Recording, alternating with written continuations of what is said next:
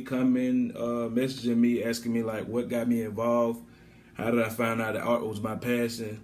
I can take you all the way back. I stayed in Woodbury when I was younger, and I attended this church. And after school, you go from school to church. And one day I went there on the right day. It's this dude named Antoine from Woodbury. He was in a drawing. A lot of people crowding him and like, ooh, look at that, look at that, look at that.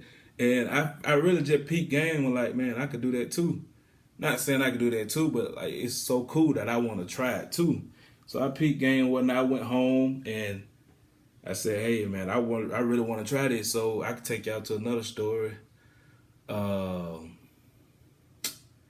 Elementary school, I had this art class and a lot of my cousins, partners, all of them was like, bro, we got this new art paper. So I'm like, of course I'm going, I'm gonna see what's going on with it. They gave me some paper, whatnot. It was some real traceable paper. You could put it over anything and trace it. So I went home, they gave me 10 sheets. I knocked out 10 that first night.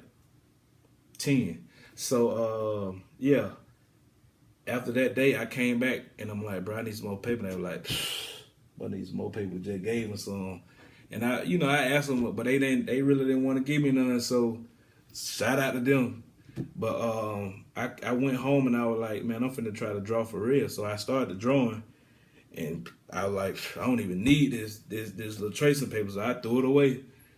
And it's been like that ever since. And then when I got to middle school, I was blessed to have an art teacher by the name of Miss Martin. Went hand in hand, my last name Martin too. And if you remember, like in Greenville Middle, you had like art, music, computer, and all that, and gym.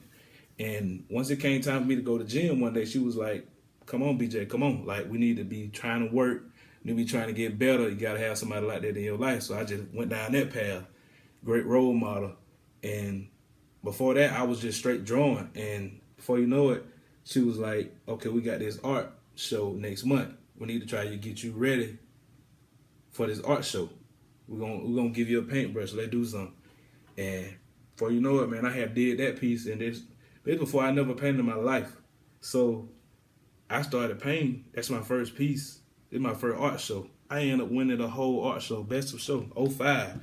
So I'm like, after that, I'm like, man, can't nothing stop me. And ever since then, like, it's been a lot of more, bridges I had to cross or whatnot. And it really didn't keep me from doing what I wanted to do. And it put me with people that I'd rather be with to succeed or to get better and just change me as a person. Like, you don't have to be like everybody else. And that's what I try to stretch my nephew and all them. Like, just do what you do. If it's good, just do what you do. You ain't got to worry about nobody else. Because you see me, I draw and all that, but I still got partners.